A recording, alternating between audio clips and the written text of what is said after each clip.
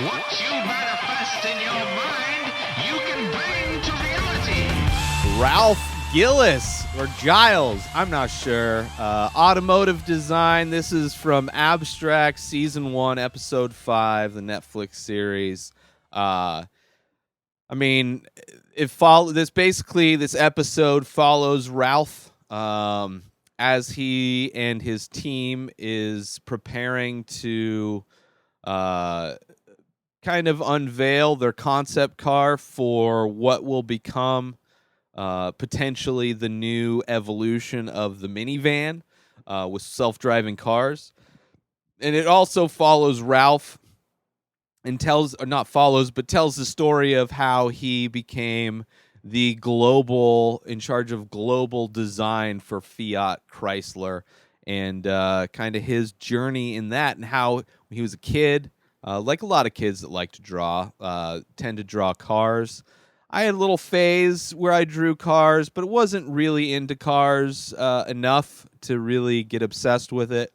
Ralph, on the other hand, was obsessed with it. He wrote a letter to the CEO of Chrysler at the time, because they were like the third known car manufacturer, but they were known for being very creative with their designs, their car designs.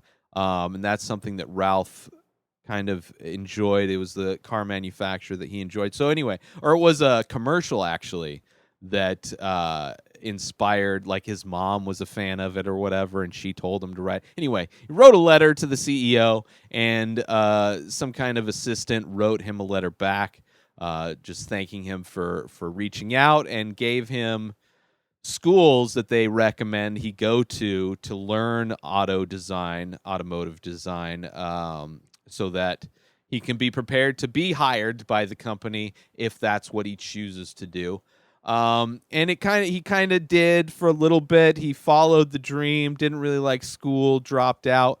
Eventually, his brother came to visit while Ralph was living with their parents up in Canada, where he's from, and motivated him and forced him to put a portfolio together to submit to eventually work for Chrysler, and eventually work his way up through the ranks of the design team to where he became, eventually, when the company was put in charge by or purchased by, owned by Fiat. Their company came in to fix all of the shit, especially after the automotive bubble collapsed in like 2007, when all the car manufacturers needed loans from the government to kind of get back on track. One of the stipulations with their loan was that they be run by Fiat, an Italian car manufacturer. And in that, Ralph ended up being in charge of global design. So as far as the brands, Fiat is a brand we definitely see now in the States ever since they took over. But, you have Chrysler, Dodge, Jeep, anywhere from the Viper, that whole racing division, to their luxury cars I forget what the luxury car is that they make. So he kind of oversees all of those different design departments. So his story is interesting. I enjoy it. It's one of those things where the only way to guarantee failure is to quit. And if not for his brother, Ralph would have guaranteed his failure and never even given himself a chance to see where his abilities could take him, and his passion of automotive design. So it's fun, and you also get to see him interact with his design team, and kind of see the politics that's involved with designing cars.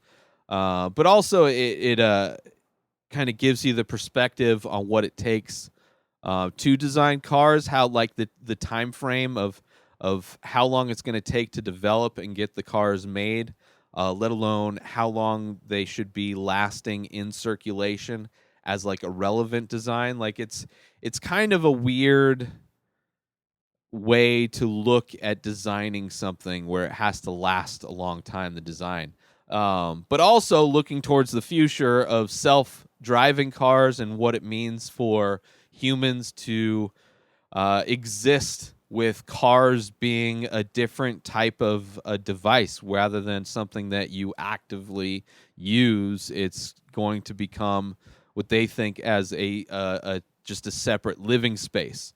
And Chrysler, which is known for inventing the minivan, it's kind of the reinvention of what it is to have to, create a minivan.